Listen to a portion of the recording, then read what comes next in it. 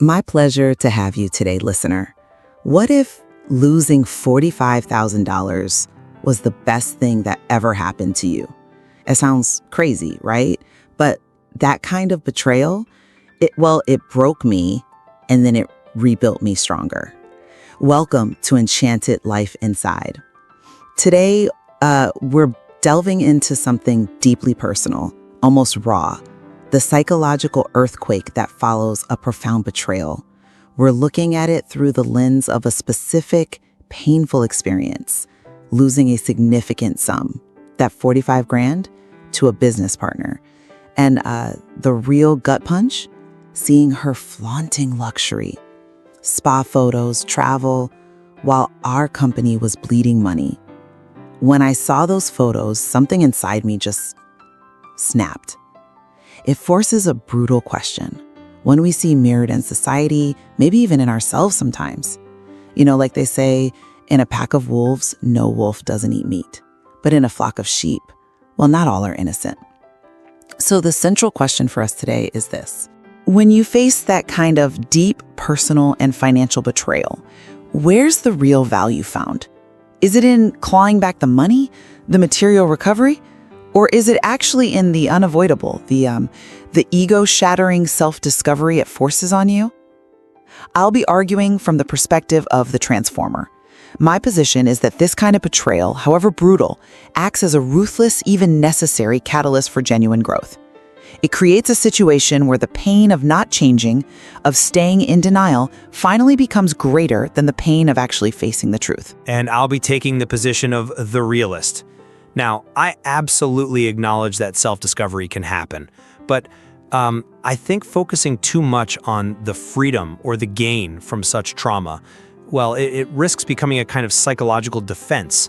We might start using self-justification to unconsciously minimize the very real damage, maybe even inflating a new kind of ego narrative, this idea of being rebuilt stronger, which itself can be fragile. That's a fair point. And the caution against sort of self-justification is well taken.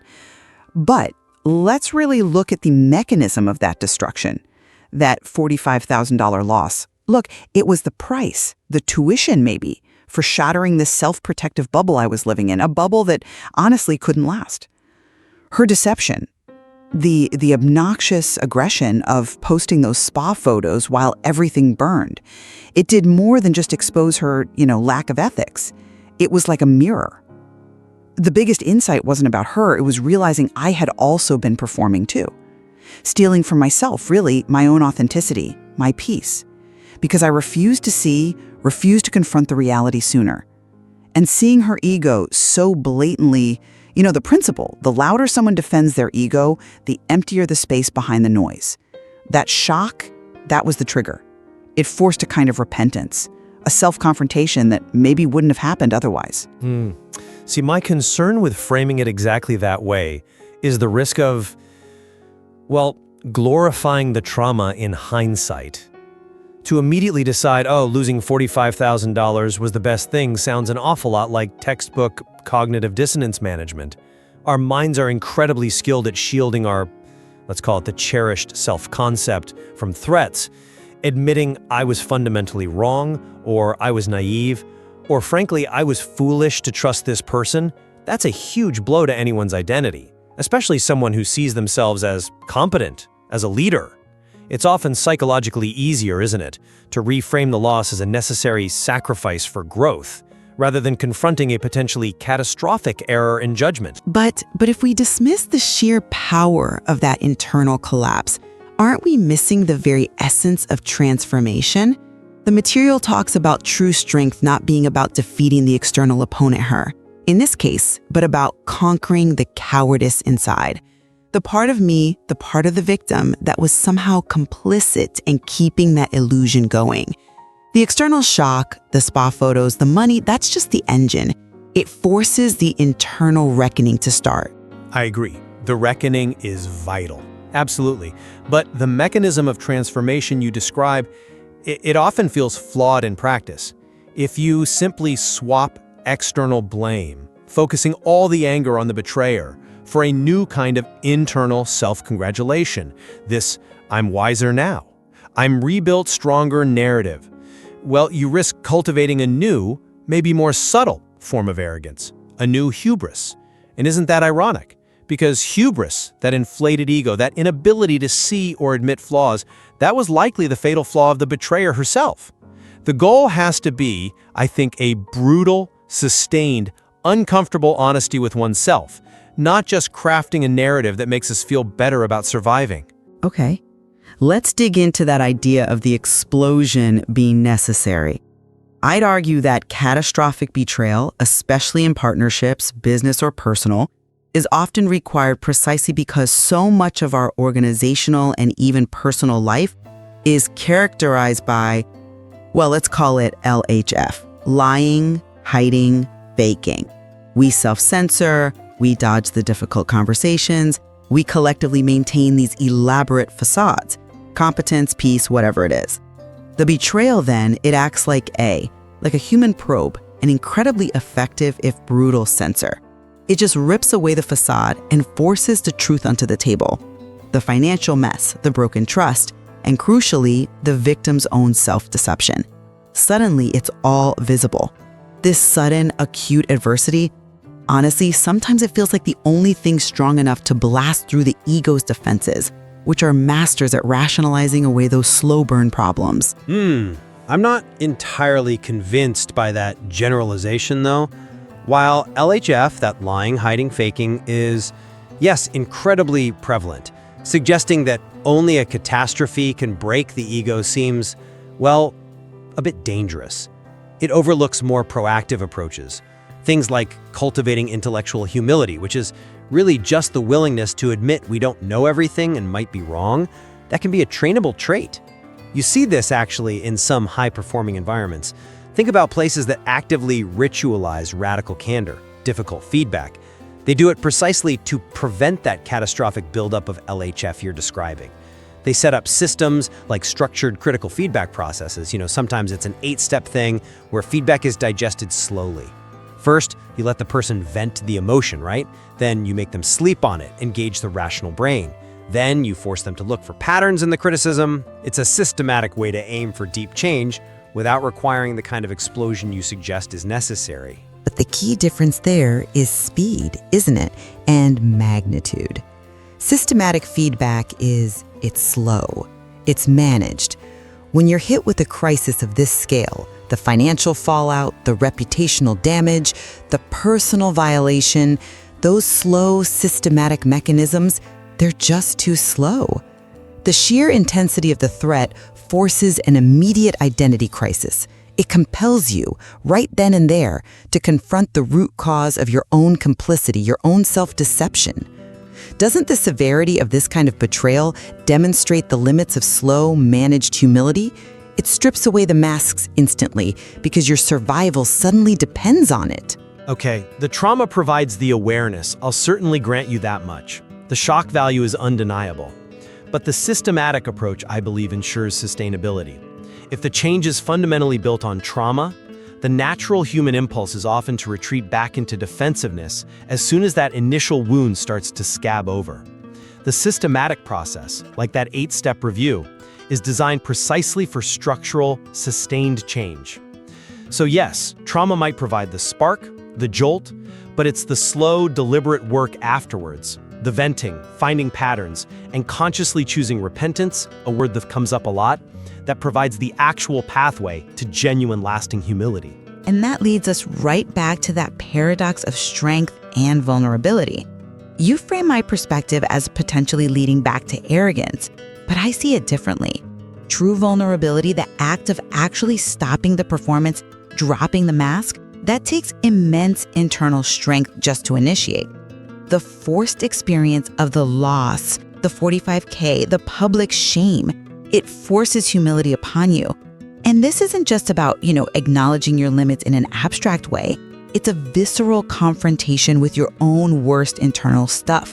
Selfishness, pettiness, anger, pride, all the things that flare up intensely when you've been betrayed like that. When the victim makes the choice to face those internal demons, that is the real win. And it results in a very specific kind of strength. It's a strength that understands it doesn't need to shout or perform anymore. It lets value speak for itself, as the material puts it. It's a shift from needing external validation, the performance, to relying on internal substance, authenticity. Destroying the false self is what actually enables the growth of this quieter, more authentic strength. Which brings us back finally to the scale of the pain itself. You argued the sheer size of the loss, the $45,000, wasn't just incidental, it was functionally crucial. It bypassed manageable feedback and created this overwhelming psychological crisis. That intensity shifted the pain threshold, making staying the same, keeping up the pretense, hurt more than the pain of radical change. Are you suggesting that this kind of overwhelming force is often required for deep transformation, especially for people who are already pretty high-functioning and maybe resistant to smaller nudges? I think it can be, yes. That level of pressure. It creates a pivot point that might not exist otherwise. I just offer a note of caution against embracing the narrative that catastrophic pain is somehow a prerequisite for meaningful growth. Yes, the trauma provided that initial, undeniable spark, but we have to be careful not to sort of glorify the catastrophe itself. We know from learning research that sustained growth, sustained motivation, it happens best when tasks are, at the edge of our current abilities, the Goldilocks rule, right? Challenging, yes, but still fundamentally manageable, still within the realm where success is possible. Trauma, by its very definition, shoves you violently outside that zone. It's overwhelming difficulty, emotional flooding.